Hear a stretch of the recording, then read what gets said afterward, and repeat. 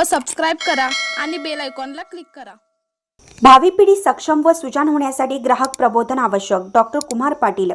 विद्यार्थी हे देखील ग्राहक असून ते तर भावी पिढीची फसवणूक टळेल व ते सक्षम होतील असे विचार साहित्य परिषद बहुउद्देशीय संस्थेचे सचिव डॉक्टर कुमार रामगोंडा पाटील यांनी व्यक्त केले। ग्राहक तीर्थबिंदू माधव जोशी संस्थापित अखिल भारतीय ग्राहक पंचायत सुवर्ण महोत्सवी वर्षानिमित्त ग्राहक प्रबोधनपर व्याख्यानमाला देशभर सुरू आहे। जिल्हा परिषदच्या केंद्रीय शाळा नांदणी येथील अखिल भारतीय ग्राहक पंचायत शिरोळ तालुका अध्यक्ष राजेश शंभू शेट्टी यांच्या नेतृत्वाखाली ग्राहक प्रबोधन व्याख्यान मोठ्या उत्साहात संपन्न झाले। श्री दत्त शेतकरी सहकारी साखर कारखाना चॅरिटेबल ट्रस्ट संचलित आरोग्य केंद्राचे वैद्यकीय अधिकारी व अखिल भारतीय ग्राहक पंचायत मार्गदर्शक डॉक्टर कुमार पाटील यांनी ग्राहक प्रबोधन व आरोग्य संस्कार याविषयी मार्गदर्शन केले।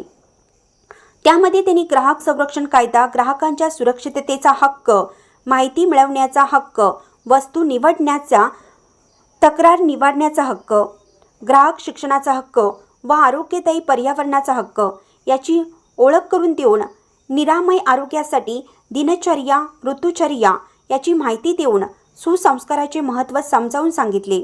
या प्रसंगी प्रशाळेचे मुख्याध्यापक दयानंद दीपकर यांनी व्याख्याते व प्रमुख पाहुणे यांचे पुष्पगुच्छ देऊन स्वागत केले। अखिल भारतीय ग्राहक पंचायतचे तालुका अध्यक्ष राजेश शंभू शेट्टी यांनी मनोगत व्यक्त करताना शोषणमुक्त समाज निर्मितीसाठी अखिल भारतीय ग्राहक पंचायत संपूर्ण देशभर कार्यरत असून ग्राहकांच्या न्याय हक्कासाठी अविरतपणे कार्य करत आहोत अशी माहिती दिली व ग्राहक बिंदू हा सुवर्ण महोत्सवी विशेषांक शाळेस भेट दिली। स्वागत प्रास्ताविक धनाजी केनेसर यांनी केलं। कार्यक्रमाच्या अध्यक्षस्थानी शाळा व्यवस्थापन समिती अध्यक्ष संजय ऐनापुरे हे होते।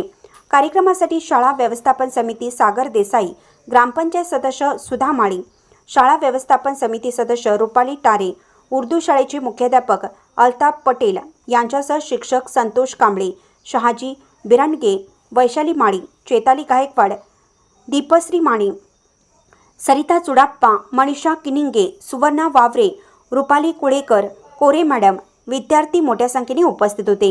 इंडियाचा आवाज न्यूजसाठी जहांगीर रणमल्ली।